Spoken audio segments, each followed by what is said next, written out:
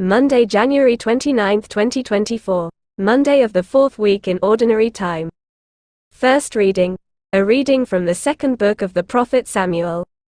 An informant came to David with the report, "The children of Israel have transferred their loyalty to Absalom." At this, David said to all his servants who were with him in Jerusalem, "Up! Let us take flight, or none of us will escape from Absalom. Leave quickly, lest he hurry and overtake us, then visit disaster upon us and put the city to the sword." As David went up the Mount of Olives, he wept without ceasing. His head was covered, and he was walking barefoot. All those who were with him also had their heads covered, and were weeping as they went, as David was approaching Bahurim. A man named Shimei, the son of Gera of the same clan as Saul's family, was coming out of the place, cursing as he came. He threw stones at David and at all the king's officers. Even though all the soldiers, including the royal guard, were on David's right and on his left, Shimei was saying as he cursed, "Away, away, you murderous and wicked man. The Lord has requited you for all the bloodshed in the family of Saul, in whose stead you became king, and the Lord has given over the kingdom to your son Absalom. And now you suffer ruin because you are a murderer." Abishai, son of Zeruiah, said to the king, "Why should this dead dog curse my lord the king? Let me go over, please, and lop off his head." But the king replied, "What business is it of mine or of yours, sons of Zeruiah, that he curses? Suppose the Lord has told him to curse David. Who then will dare to say, 'Why are you doing this?'" Then the king said to Abishai and to all his servants, "If my own son, who came forth from my loins, is seeking my life, how much more might this Benjaminite do so? Let him alone and let him curse, for the Lord has told him to. Perhaps the Lord will look upon my affliction and make it up to me with benefits. For the curses he is uttering this day." David and his men continued on the road, while Shimei kept abreast of them on the hillside, all the while cursing and throwing stones and dirt as he went. The word of the Lord. Responsorial Psalm. Let our response be, "Lord, rise up and save me. O Lord, how many are my adversaries? Many rise up against me.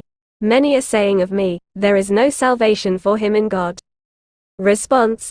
Lord, rise up and save me. But you, O Lord, are my shield, my glory.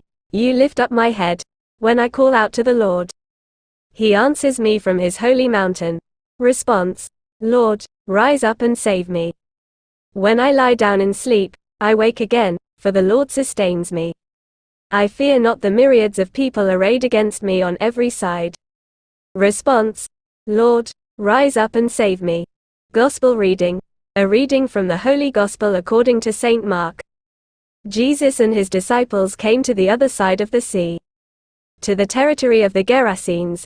When he got out of the boat, at once a man from the tombs who had an unclean spirit met him.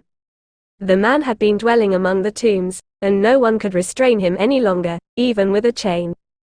In fact, he had frequently been bound with shackles and chains. But the chains had been pulled apart by him and the shackles smashed. And no one was strong enough to subdue him, night and day among the tombs and on the hillsides. He was always crying out and bruising himself with stones.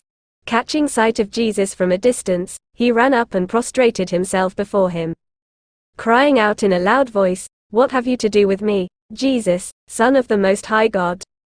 I adjure you by God, do not torment me." He had been saying to him, "Unclean spirit, come out of the man." He asked him, "What is your name?" He replied, "Legion is my name, there are many of us." And he pleaded earnestly with him not to drive them away from that territory. Now a large herd of swine was feeding there on the hillside. And they pleaded with him, "Send us into the swine, let us enter them." And he let them, and the unclean spirits came out and entered the swine.